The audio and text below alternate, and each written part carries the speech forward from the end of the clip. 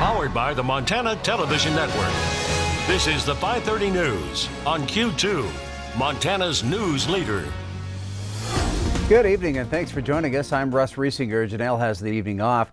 We want to get you up to date on what's been happening today with the coronavirus outbreak. Numbers continue to go up across the nation. That's not unexpected because more testing is being done. Nationally, the number of cases has climbed to 13,159 with 176 deaths now reported. That's according to Johns Hopkins. In Montana, the results are back on 773 tests that have been done. 12 people have tested positive so far. That's a number unchanged from yesterday. Wyoming has now had 18 people test positive. And just this afternoon, Governor Mark Gordon issued a statewide order to close public places, including schools, theaters, bars, and gyms for 2 weeks.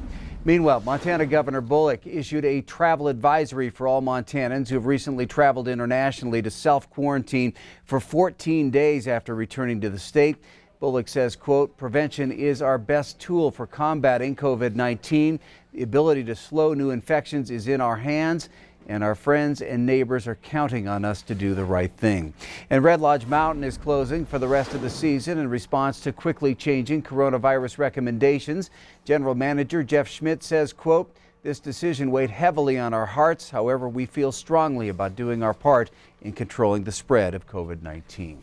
Well, some of our community's most vulnerable are at greater risk right now as the coronavirus crisis looms. And we're learning that nonprofits that support those in need are now reaching a critical capacity. We go live to Q2's Andrea Lutz, who is at the Billings Food Bank, where there is a new procedure in place for clients as the food bank sees an influx. Andrea?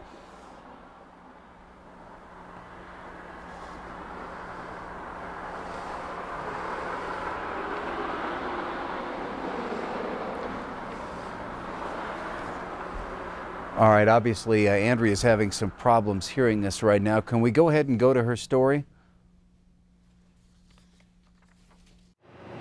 Bundles of food positioned neatly in carts, ready to go out to those in need. The threat of the coronavirus is changing up the way everyone is doing things. It's different for us, but it's different for anybody in the country right now. Cheryl Shandy with the food bank says they've seen an increase as the economy remains uncertain. We're seeing all new clientele because of so many layoffs in the service industry and, other people are cutting back. So for now, clients are encouraged to remain outside of their car, form a line, and wait for a staff member to come get them. With the increase in food going out, those with the food bank say they're dipping into supplies at a faster rate. It's a challenging time for us because it's really not business as usual. At the Montana Rescue Mission, a major increase in people staying here, up to 200 people a night. That is double what we had this time last year. Matt Lundgren says donations have come to a halt. Even in the last couple of weeks with the restaurants and bars closing and other employers laying people off, I think we're starting to see a real influx of people, and that's really stretching our resources to the limit. Stretching resources to the point that cupboards and food shelves are becoming increasingly bare. When we're serving people, almost 200 people, 3 meals a day, you can realize how fast that goes. Both organizations say donations are needed now more than ever, asking anyone who can to give.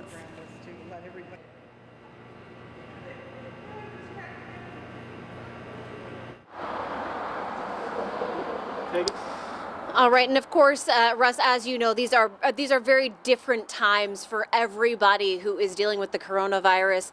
Both of these organizations say that cash donations really are the best. In fact, the Montana Rescue Mission, they deal with local producers. That's how they get their food. But when the shelves are bare, it's really hard for them to get that. So they say if we get cash, we can go buy wholesale.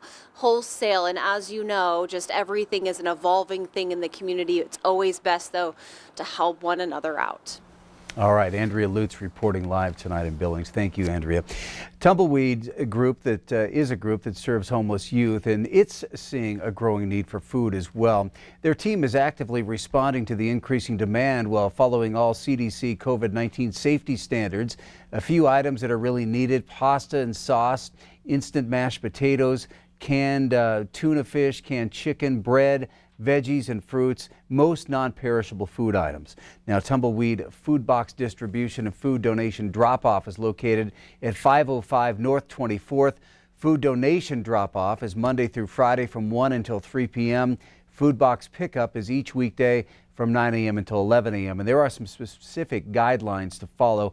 To have any of your questions answered, you can call 406-259-2558. Tumbleweed is open 24/7.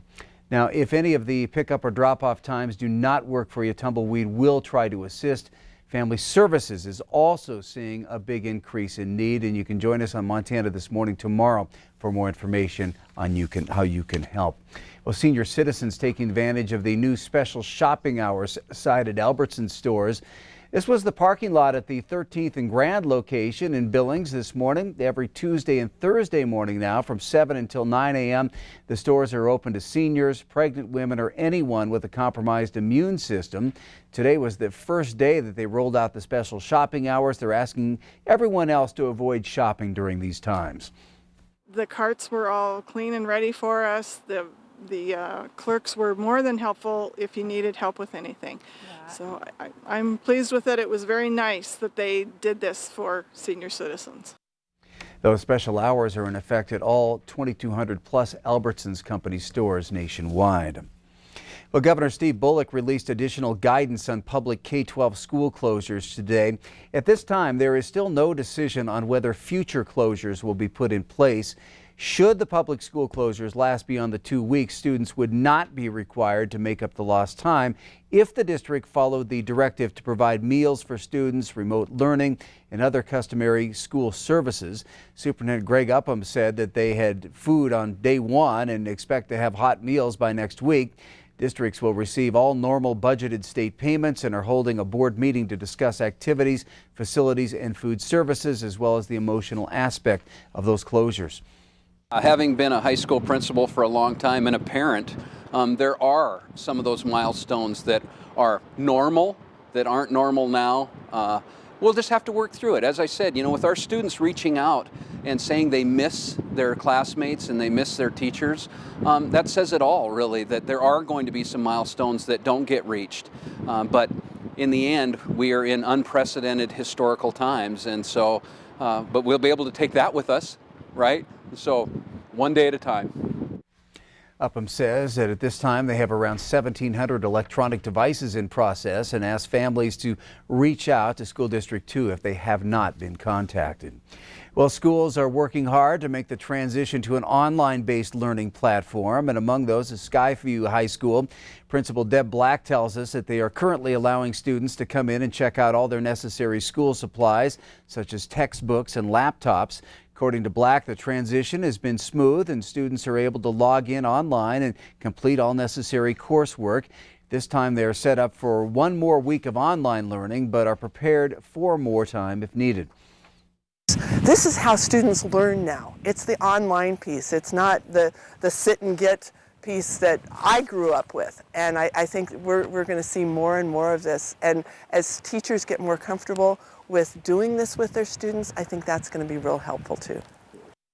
Principal Black tells us that at this time they are hopeful and expecting students to still be able to complete all necessary learning hours, and seniors will still graduate on time. Well, even during this downtime for schools, it's no vacation for most teachers. These are some pictures of the teachers in the HARDIN School District prepping packets for their littlest of learners. The packets are available to preschoolers at the Kindergarten Readiness Center. During the closure of public schools, the teachers still wanted to find a way to help out the students.